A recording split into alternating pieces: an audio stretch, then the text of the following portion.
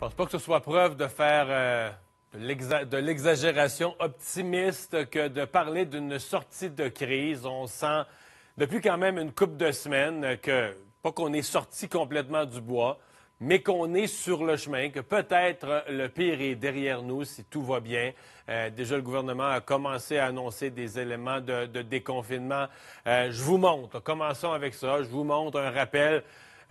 De quoi les courbes ont l'air depuis les derniers temps. Donc, le nombre de cas, on repart du début décembre. Donc, j'ai enlevé le début de On part du début décembre, on était proche du 2000 cas.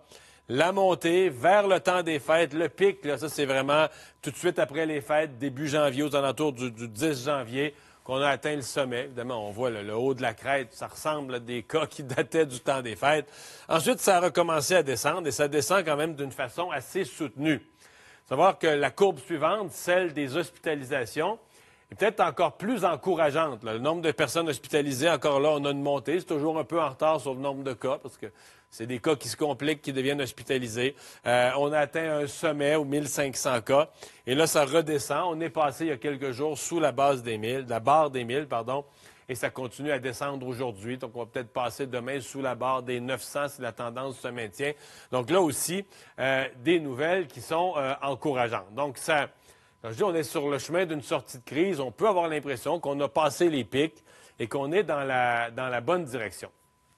Je vous montre aussi les CHSLD, on le sait, c'était l'endroit le plus à risque, l'endroit où quand entre la COVID, ça fait le plus de décès, parce que le nombre de décès demeure élevé. On demeure en haut de 30 décès par jour. Cette semaine, dans l'ensemble, je parle de tous les CHSLD du Québec, on est à moins de 5 nouveaux cas par jour. Donc, très, très peu. Donc, combinaison probablement de, bon, il y a moins de cas, on fait plus attention, il y en a beaucoup qui l'ont eu, mais surtout de l'arrivée du vaccin. S'il y a un signe que le vaccin fonctionne, donne de bons résultats, ça semble avoir considérablement mis sous contrôle la circulation de la COVID dans les CHSLD. Donc, au moins à cet endroit-là, ça va beaucoup mieux. Donc, la baisse est dans toute la société, mais la baisse est particulièrement spectaculaire dans ces milieux de vie, quand même très à risque, parce que des personnes y sont regroupées. Bon. La baisse québécoise s'inscrit dans une baisse canadienne. Le pic, en fait, le temps des fêtes semble avoir été dans beaucoup de pays l'occasion d'un pic, entre autres aux États-Unis, entre autres au Royaume-Uni, comme chez nous. Et là, il faut dire que les États-Unis et le Royaume-Uni sont deux pays qui vaccinent beaucoup. Le pic du temps des fêtes est passé. On va voir de quoi ça a l'air. Ça, c'est toute la pandémie.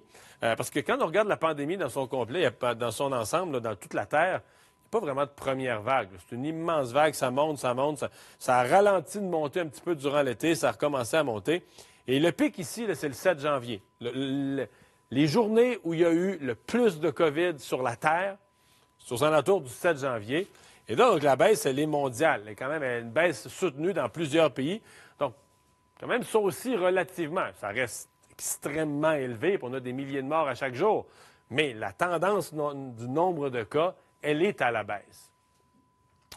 Plus inquiétant chez nous, je dirais le seul groupe ou le seul lieu, on ne peut pas parler vraiment d'une situation qui se met sous contrôle, c'est le milieu scolaire. On tient à ce que l'école reste ouverte. En Ontario, ça n'a pas été le cas. En Ontario, ils viennent juste de rouvrir les écoles. Nous, on a voulu rouvrir les écoles le plus tôt possible en janvier. Mais regardez, là, les chiffres que vous voyez, ce n'est pas depuis le début de l'année. C'est depuis le retour en janvier, depuis le retour des fêtes. 1668 écoles depuis les fêtes, ont déjà eu un ou quelques cas. Au total, présentement, donc là, je ne parle pas de ceux qui sont guéris puis qui sont retournés puis que leurs 14 jours sont passés. 2931 cas actifs aujourd'hui. Donc, 2900, ça inclut enseignants, membres du personnel et élèves privés, publics. Donc, 2931 cas actifs répartis dans 963 écoles. Alors, vous voyez, on parle de baisse de nombre de cas, mais dans les écoles, ça reste très fort. 1150 classes fermées. C'est pas un sommet, mais on est en haut, on est en haut du 1000. On est quand même dans des chiffres très élevés. Et 11 écoles qui sont en tout ou partiellement fermées, parce qu'il y a des écoles qui ont 2 campus, mais 11 écoles fermées. Donc, ça vous donne un portrait qu'aujourd'hui, dans les écoles, la situation n'est pas hors contrôle, mais la situation n'est pas sous contrôle. Dans le milieu scolaire, elle est toujours préoccupante. Des gens qui disent, qui posent encore des questions. La ventilation, on nous dit, la santé publique, que scientifiquement, c'est réglé. À d'autres endroits, ils tiennent bien à ça. Mais on a des raisons de se poser des questions sur ce qui se passe à l'école où c'est pas facile. Ce qui m'amène à... Bon, moi, je pense qu'on est dans un scénario favorable. Je suis assez optimiste que, bon, dans les prochaines semaines, là, on va libérer d'autres régions, zone orange. Peut-être que les zones oranges vont passer en zone jaune. Donc, des réouvertures progressives. On devrait être capable de maintenir le nombre d'hospitalisations à la baisse, nous menant... Écoutez, si tout va bien, là, on espère que nous menant vers le printemps de plus en plus libre et vers l'été où on va être en grosse vaccination, la COVID largement sous contrôle. Je croise les doigts, là. La question se pose quand même, quand on est dans un scénario favorable et optimiste, quelles sont les menaces qui restent? 3 grandes menaces. D'abord, les retards dans la campagne de vaccination. Par exemple, les résidences de personnes âgées, les RPA. On devrait présentement être en pleine vaccination, sinon être très avancé dans la vaccination. Écoute, hier, c'est quelques centaines dans les RPA, presque rien, là, presque pas de vaccination. Donc, des retards très importants dans la campagne de vaccination. On dit qu'on va recevoir beaucoup de doses et qu'on va être en mode rattrapage en mars, avril, mai, on verra. La semaine de relâche, ça, c'est la menace la plus imminente. Pas qu'on veut être pessimiste ou capoter avec la semaine de relâche, mais on l'a vécu l'année passée, puis on l'a vécu aux fêtes. On a 2 exemples où des moments de congé, des moments de rassemblement, etc., des moments de déplacement, des moments de voyage, etc., ont mené à des mauvaises nouvelles au niveau de la hausse du nombre de cas. Et la troisième menace, ce sont les variants qui sont là.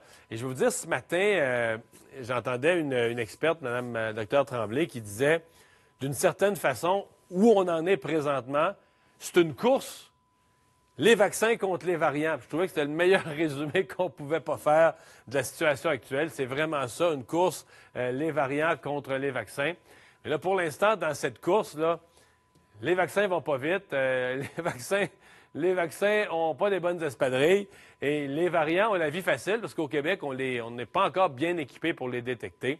Donc, espérons que les éléments de cette course vont être renversés le plus vite possible.